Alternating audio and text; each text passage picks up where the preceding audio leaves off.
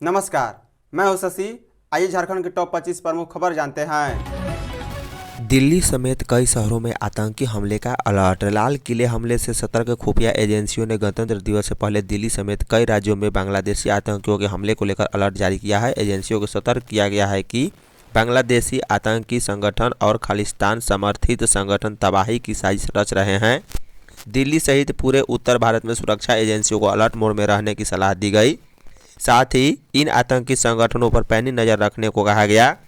बता दें, खुफिया इनपुट के मुताबिक आतंकी संगठन दिल्ली समेत देश के कई शहरों को एक साथ निशाना बनाने की साजिश रच रहे हैं। अलर्ट में कहा गया है कि गणतंत्र दिवस से ठीक पहले उत्तर भारत के कुछ शहरों में सक्रिय गैंगस्टर की इसमें विशेष भूमिका हो सकती है। सुरक्षा एजेंसियों को सतर्क करते हुए कहा गया है कि पंजाब में सक्रिय स्थानीय आपराधिक गिरोह और उनके सरगना पाकिस्तानी खुफिया एजेंसी ISI की मदद से देश में तबाही मचाने की कोशिश कर रहे हैं। झारखंड में पर्यटन के क्षेत्र में निवेश के लिए न्योता देंगे हेमंत। मुख्यमंत्री हेमंत सोरेन स्विट्जरलैंड के दावोस में आयोजित वर्ल्ड इकोनॉमिक फोरम के मंच से दुनिया को झारखंड में पर्यटन के अनंत अवसरों से रूबरू कराएंगे। इस दौरान वे निवेशकों को झारखंड में पर्यटन के क्षेत्र में निवेश के लिए आमंत्रित भी करेंगे। बता दें, झारखंड सरकार का फोकस ऐसे पर्यटन मॉडल पर है जो प्रकृति, संस्कृति और समुदाय के साथ सह अस्तित्व पर आधारित हो और टिकाऊ विकास को बढ़ावा दे।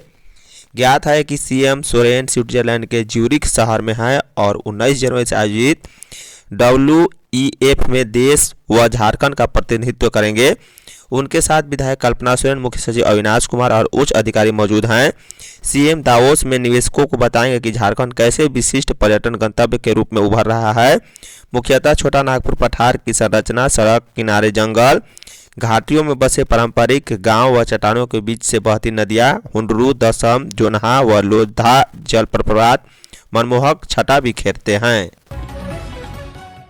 खूंटी समेत कई जिलों में दुकानें बंद, सड़कें जाम। खूंटी में पढ़ा राजा आदिवासी परंपरा में कई गांवों के प्रमुख सोमा मुंडा की हत्या के विरोध में शनिवार को झारखंड बंद का मिला जुला असर देखा गया।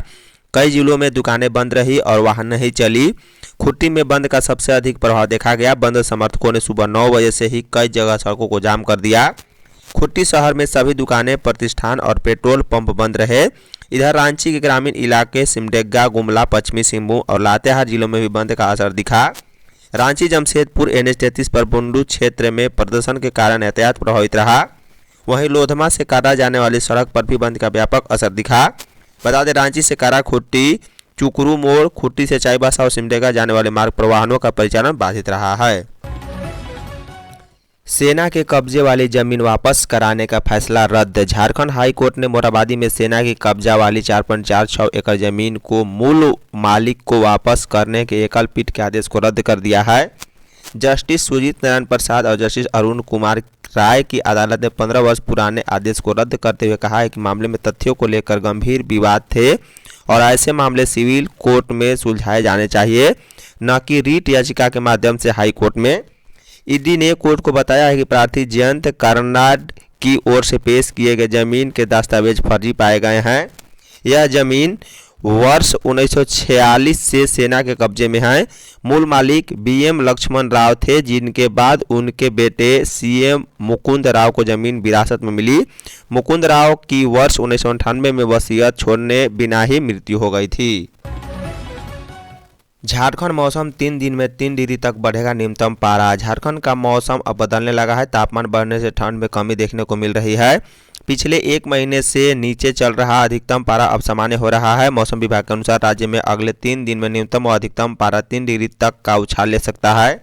हालांकि रांची समेत कई जिलों के न्यूनतम पारा अभी भी सामान्य से नीचे है। विभाग के अनुसार यह 2 से 5 डिग्री तक नीचे चल रहा है। सुबह में अभी भी कड़ाके की सर्दी है। मौसम विभाग के अनुसार धूप कड़ी होने के बाद भी सुबह में हल्का कुहासा है। कुहासा छटने के बाद मौसम पूरी तरह शुष्क और साफ है।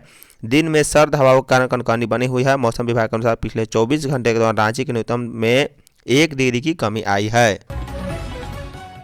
बुढ़मू में युवक की हत्या मामले में सभी गिरफ्तार। बुढ़मू थाना क्षेत्र के चाया गांव में शुक्रवार 16 जनवरी सुबह विक्की नायक नामक युवक की हत्या मामले में नामजद 7 आरोपियों को पुलिस ने गिरफ्तार कर लिया है। 6 आरोपियों को जेल भेज दिया गया, वहीं एक आरोपी को पुलिस रविवार को जेल भेजेगी।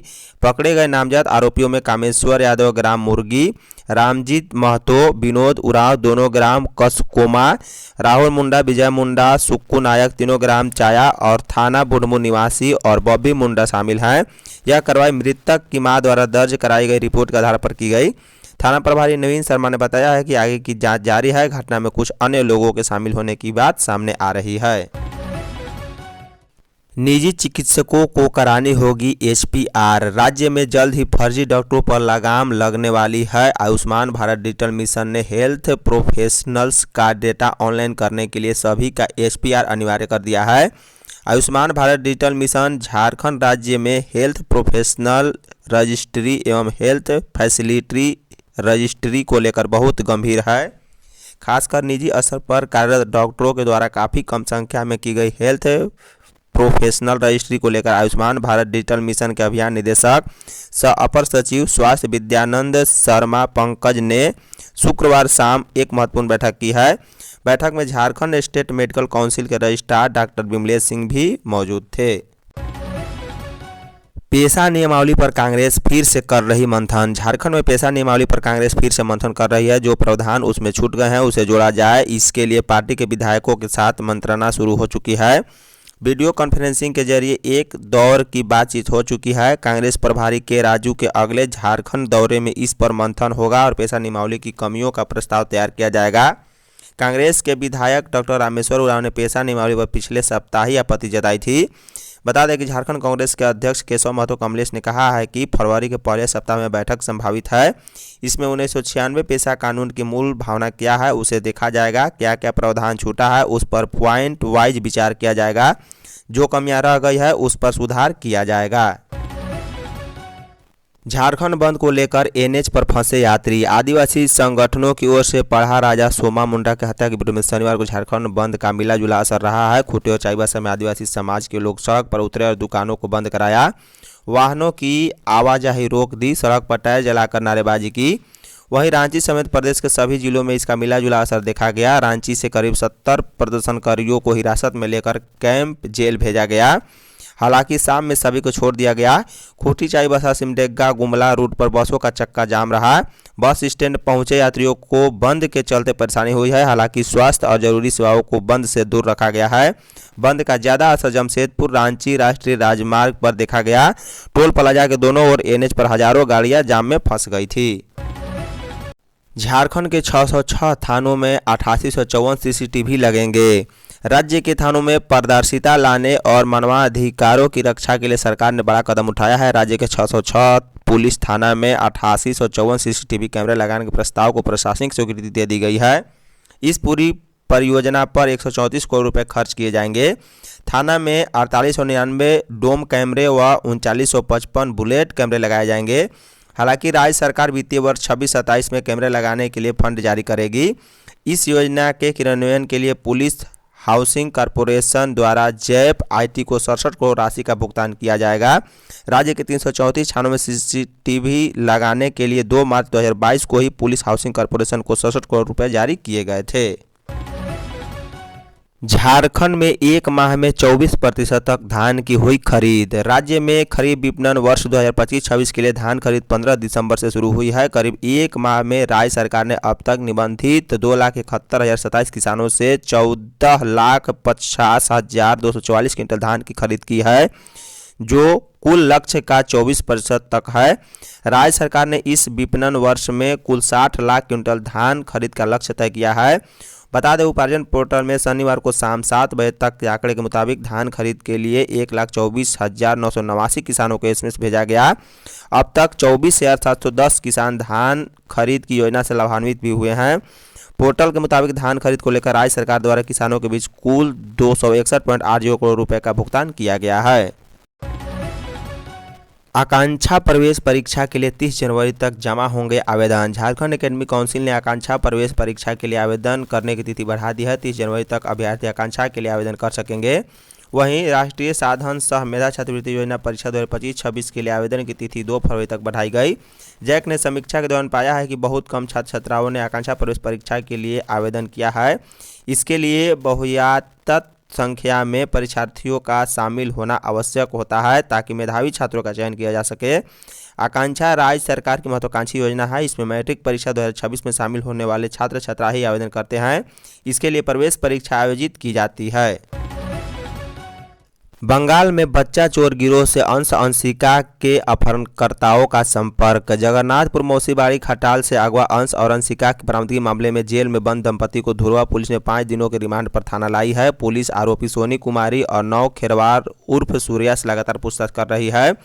पूछताछ में दोनों आरोपियों ने पुलिस के समक्ष अपने नेटवर्क की जानकारी दी। उसने पुलिस को बताया है कि बंगाल और बिहार के बच्चा चोर गिरोह से उसका कनेक्शन है। पुलिस को आशंका है कि दोनों बच्चों को अगवा करने के बाद बंगाल या फिर बिहार में बेच देते थे। पूछताछ में आरोपियों ने पुलिस को अपने गिरोह और लोगों का भी नाम बताया। गौरतलब हो कि 2 जनवरी को शालीमार बाजार से अपराधियों ने अंश और अंशिका को अगवा कर लिया था। नगर निकाय चुनाव की घोषणा 28 जनवरी तक। झारखंड चुनाव आयोग की माने तो नगर निकाय चुनाव की घोषणा 27 से 28 जनवरी को हो सकती है। यह अभी तय है कि झारखंड में नगर निकाय की चुनाव गैर दलीय होगा। इसके बावजूद यह चुनाव झारखंड की राजनीति में दलों के लिए बड़ा संकेत देने वाला साबित हो सकता है। ध्यान देने वाली बात यह है कि झारखंड अलग राज्य बनने के बाद शहरी क्षेत्र में बीजेपी का प्रभाव रहा। इस स्थिति में होने वाले नगर निकाय चुनाव राजनीतिक दृष्टि से बीजेपी के लिए किसी चुनौती से कम नहीं। वहीं दूसरी ओर सत्तारूढ़ दल जेएमएम, कांग्रेस और राजद पिछले विधानसभा चुनाव में शहरी वोट बैंक में इजाफा होने से काफ़ी उत्साहित हैं और इसी पकड़ को बनाए रखने के लिए सत्ता पक्ष पूरी तैयारी कर चुका है।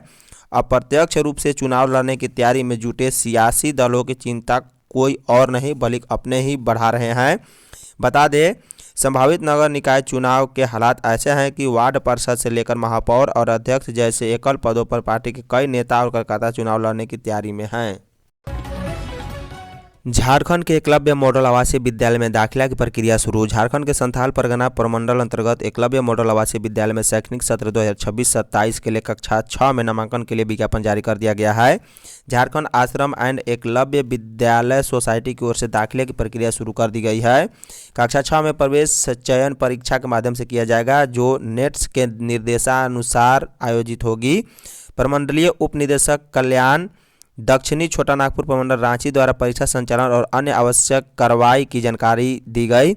नामांकित छात्रों को सरकार की ओर से आवास, भोजन, पठन पाठन सामग्री, चिकित्सा सुविधा और अन्य सभी सुविधाएं पूर्णतः निःशुल्क प्रदान की जाएगी। बताते चले कि संथाल परगना प्रमंडल के अंतर्गत कुल 8 एकलव्य मॉडल आवासीय विद्यालय है। फ्लावर शो में 200 फूलों की लगाई गई प्रदर्शनी। वन विभाग की ओर से शनिवार को मोराबादी स्थित नीलांबर पीतांबर पार्क में 2 दिवसीय फ्लाई शो और ऑर्गेनिक उत्पादों की प्रदर्शनी लगाई गई। कार्यक्रम में मुख्य अतिथि के रूप में प्रधान मुख्य वन संरक्षण संजीव कुमार उपस्थित हुए। वहीं विशिष्ट अतिथि के तौर पर रांची के डीएफओ श्रीकांत वर्मा मौजूद थे। कार्यक्रम में 200 से अधिक प्रजातियों के फूलों की प्रदर्शनी लगाई गई। इसके अलावा ऑर्गेनिक उत्पादों हल्दी, टमाटर, नींबू और 4 क्षेत्रों के गुड़ के अलावा ड्राई फ्रूट की प्रदर्शनी भी लगाई गई। इन उत्पादों के बारे में उपस्थित लोगों को जानकारी दी गई। साथ ही मौजूद लोगों को टेरिस में लगने वाले सजावटी और विभिन्न प्रजाति के फूलों का रख रखाव और अधिक फूल प्राप्त करने की भी जानकारी दी गई है। त्वचा के संपर्क से फैलता है एचपीवी वायरस। रामगढ़ जिले में स्वास्थ्य विभाग के द्वारा HPV human papilloma virus vaccination पर आधारित एक विशेष प्रशिक्षण कार्यक्रम का आयोजन किया गया। इस कार्यक्रम का उद्देश्य स्वास्थ्य कर्मियों, नर्सों, आंगनबाड़ी कार्यकर्ताओं और अन्य फ्रंट लाइन वर्करों को एचपीवी संक्रमण से होने वाले सर्वाइकल कैंसर तथा वैक्सीनेशन के महत्व के बारे में वैज्ञानिक एवं व्यवहारिक जानकारी प्रदान करना था। इस दौरान डॉक्टर मयंक ने एचपीवी वायरस के प्रकार, इसके प्रसार के तरीके और लक्षण, रोकथाम और वैक्सीनेशन के लाभों को विस्तार से बताया। साथ ही प्रतिभागियों को वैक्सीन से सुरक्षित उपयोग, डोज शेड्यूल, लक्षित आयु वर्ग और संभावित दुष्प्रभावों के प्रबंधन के बारे में भी प्रशिक्षण किया गया है। धन्यवाद।